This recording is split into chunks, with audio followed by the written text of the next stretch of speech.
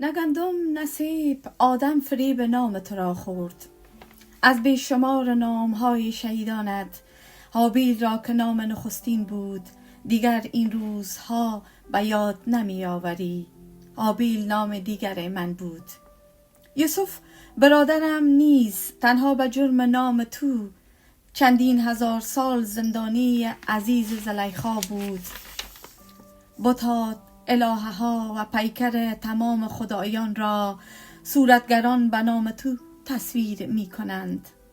نام تو را روز تمام غارنشینان بر سنگ ها نوشتند و سنگ ها از آن روز جنگل شدند.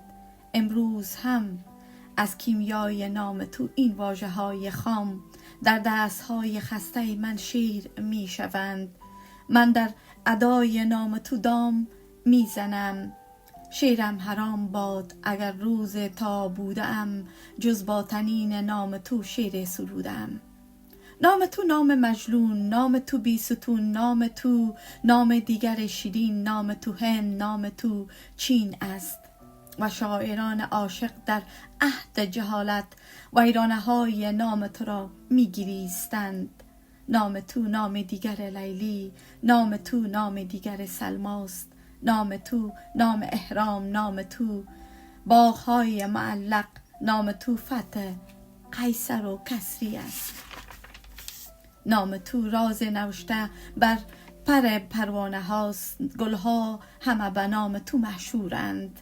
آینه ها از انعکاس نام تو میخندند. در کوچه ها خاطره های باران وقتی که خوشه های عقاقی از نرده های حوصله دیوار سرازیر میشوند. در مشام باد عطر بنفش نام تو میپیچد. نامت طلسم به اسم عقاقی هاست. بی نام تو جزم خلا در کوره جهان را خواهد برد. نام تو چیست؟ لبخند کودکی است که با حالت نجیب لب باز می کند که بگوید سیب. نام تو نور، نام تو سوگند، نام تو شور، نام تو لبخند. لبخند در تلفظ نامت ضروری است. نام برای مردن، نام برای تا به ابد زیستن، نام برای بی این که بدانی چرا گریستن. تاریخ عاشقان فهرست کوچک از پی شمار نام شهیدان توست.